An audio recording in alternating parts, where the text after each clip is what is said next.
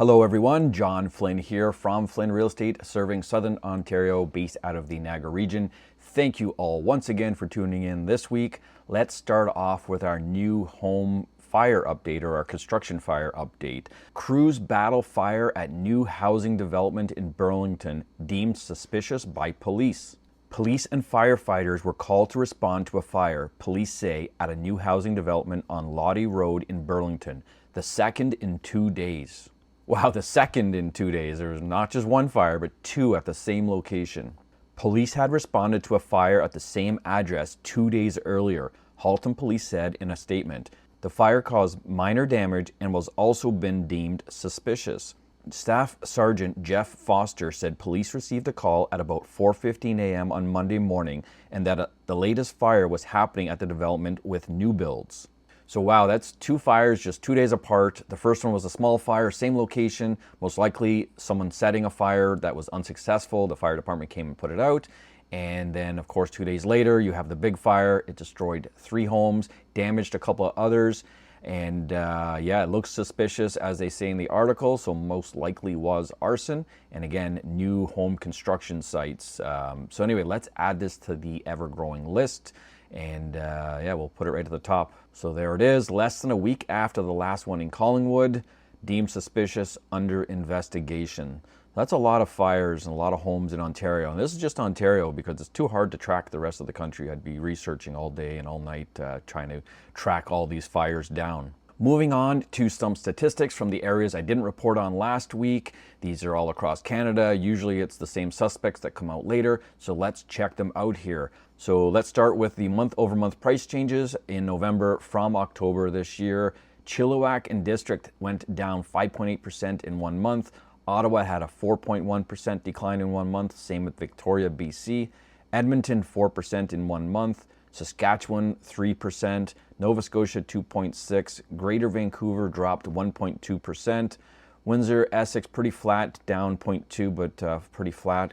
Montreal, no change month over month, very stable there it seems. Province of Quebec, up 0.2% month over month. Fraser Valley, up 0.3%. Interior BC, Okanagan Valley up 1.4%, New Brunswick 4.9% increase month over month, and Newfoundland and Labrador, same thing, just over 5%, 5.3%. So pretty big gains there in the Atlantic provinces. Nowhere is up from the peak. Windsor Essex is down 26.5%. Ottawa down over 25%, 25.8% from the peak. Chilliwack and District 23.1%. Fraser Valley down 22.1%. Victoria down 15.8%, Okanagan 13.8%, Nova Scotia down 12.3%, Edmonton almost 10%, they're down, Saskatchewan almost 10%, New Brunswick down 6.3%, Quebec down 5.5%, Montreal 4.9%, Newfoundland and Labrador down almost 5%, and Greater Vancouver faring the best, only down 3.5% from the peak. And translating that into dollar figures, Fraser Valley down $283,000 on average. Now, I did have someone debating with me about certain areas within that region. Now, this is not specific to certain areas. He said detached homes hadn't declined much from his observations. But again, when you're looking at the greater region, which is a greater sample, it has declined on average. All homes, this is all home types, have declined $283,000 on average from the peak. Ottawa down $220,000 from the peak. Chilliwack and District down $209,000, Windsor, Essex down $191,000, Victoria down $172,000, Okanagan $103,000, Nova Scotia down $57,000, Greater Vancouver down $46,000, which isn't much considering their price points. It was 3.5% as we saw in the previous chart. Edmonton down $40,000, Montreal down $30,000, Saskatchewan down $30,000, Province of Quebec $27,000. New Brunswick down $20,000, and Newfoundland and Labrador down $14,000 on average.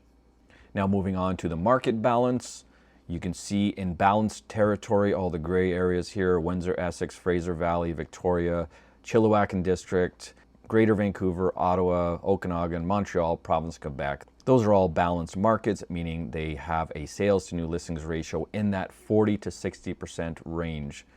In a seller's market is Saskatchewan, And in overheated sellers territory are Edmonton, New Brunswick, Nova Scotia, and Newfoundland. They obviously don't have enough inventory to keep up with a balanced market there, which would help drive their prices up. Breaking news, everyone. We are living in a housing crisis and we need to resort to wartime housing measures to help fix this. This was announced just today by the housing minister, Sean Fraser, and it was reported by CTV News. I'm going to play some clips from his press announcement, and I'm just going to read this title here real quick. We are living in a housing crisis. Canada consulting on reviving wartime housing design catalog. So this seems like some pretty extreme measures here. Let's take a listen to a few words from the housing minister to see what he has to say. I'm not going to play the whole thing, but I want to play some important parts that are relevant to what I have to say. We are living in a housing crisis, but it's not the first time Canada's been here. After the Second World War, when many thousands of soldiers were returning home to be reunited with their families at once, Canada faced enormous housing crunches. One of the tools that was deployed at the time to respond to the challenges they faced at that particular point in time was the development of simple pre-approved designs by Wartime Housing Limited. In fact, they adopted designs that many will remember as victory homes or strawberry box homes that can be observed right across the country. So of course, he's comparing this to post-war era in Canada when families would come home, or men usually would come home, they would have nowhere to live, and of course the government needed to assist in building homes quick to get them into homes. Now, we're going to look at how this is going to differ from today. Yes, we are in a housing crisis, but a lot of things are different. Some things are similar, but there's a lot of differences in this. And I'm going to go over those differences in just a minute with some old literature that talks about what happened back then. But anyway, let's keep listening to what he has to say. I actually brought with me today a catalog from 1954 that provided small home designs. This is a particular issue was on bungalows and split level houses, and for a fee of $10 you could actually have access to designs that could be built quickly. In many instances, these homes were being built in a period of about 36 hours. So it seems pretty positive. We have some pre-approved designs that they can fast track through, no approvals needed, and some of these things were built in 36 hours back then. I doubt that's going to happen today, but again, this is a fast track. We need housing, let's get it built kind of initiative. Let's move on. The next version of a catalog of pre-approved designs won't focus on the same kinds of homes that were included in the post-war era. We're going to be looking for a series of different kinds of homes and different designs within each category. We'll be looking for pre-approved designs for multiplexes, for mid-rise buildings, for student housing, for seniors' residences, and other small to medium-scale residential properties. This will include garden suites and laneway homes and different kinds of houses that will solve the challenges that our communities are facing today. All right, this is where the narrative changes. So we're back to social housing, right? Multiplexes and apartment style, multi-unit buildings, density. This is not, I don't think, what most Canadians want. It's needed, yes, it's definitely needed, these kinds of homes. So again, I'm going to stay positive on this, but it's not what the average Canadian wants. They want affordable, single, detached, or single family homes, right? Not multiplexes. Anyway, let's continue on. Maybe there's something in here worth listening to.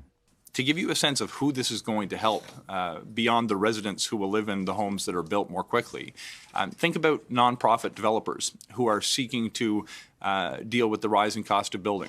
To be able to have access to a design off the shelf provided by the government is going to reduce the cost of hiring their own architect, and it's going to allow them to speed up the process of approvals through CMHC's application process.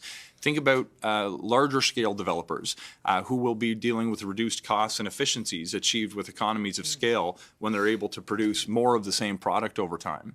It's also going to incentivize those who are thinking of investing in home building factories to make that investment when there's a greater degree of certainty around the demand that's going to exist for those who will be looking to build at scale. And finally, it's going to help new players get into the sector. When you look at the cost of hiring that person who will provide the design for you and the time that it will take, someone who is thinking of starting a development company is facing a lot of barriers to entry. Okay, so this kind of really spiraled downward pretty quick. So who's it going to help? Businesses, factories, not homeowners. It's not going to help people get into homes. It's going to help people reside in homes. And he talks a lot about in there about residents of these units and of these buildings, but he doesn't talk about home ownership or affordability. So again, this is a social, just another social initiative that is being put forward by the government, and he does reference the Housing Accelerator Fund in meeting those requirements, which again is density, social housing, things like that. Nothing for the average hardworking Canadian that wants to own their own home. And I thought about this last night when I heard about the wartime housing thing. I said, well, that's great, but what about the land? Like, the land's a big part of this. Where does the land come from to make these things affordable? And of course, there's no talk about land. It's talking about cooperation with small developers, big developers, factories, and whatnot. Now, I do invite you to watch the whole video yourself. It's about 5.5 minutes long, and I'll leave the link in the description. It's from CTV News, so you can listen to the whole thing. A lot of the things I cut out was just the jargon. It wasn't the exciting stuff, but there's nothing important that I cut out. These were the important bits that matter to Canadians looking to get into home ownership. If you're looking to rent or be in social housing of some kind, well, this would be exciting for you. But again, my target audience is usually homeowners, average Canadians. Now, I just wanted to compare and contrast to the wartime housing measures that were implemented post World War II. This is an article from a website. It's called Right to Housing. It's wartime housing in Winnipeg. It talks about the whole Canadian wartime housing initiative, and then it does talk about just Winnipeg specific, but the quotes I'm taking are from the national part when they're talking about the national program. Just 2 paragraphs I want to read. This is the first one. Even before the start of the war in 1939, it was increasingly common to find 2 families doubling up and occupying a single house. Not unlike today, where you have basement units, people are living upstairs and downstairs, renting, whether they're renting both parts or they live in one, rent the other. We are seeing that doubling up of families. So very similar situation to what would have been happening back then. And little had been spent on maintaining housing, particularly rental housing, over the previous decade. There was, according to one government estimate, a need for 10,000 homes at the start of the war. Federal Finance Department officials initially hoped that the civilian population would just double up and carry on. But by late 1940, workers were quitting munitions work because they could not find homes for their families, while plants in remote communities were having trouble recruiting employees. Government action on housing was, in other words, prompted by the needs of national security. So wow, it's interesting to read what happened back then and the issues they had. They're very similar to today, where we probably will get to the point where people will say, why would I work?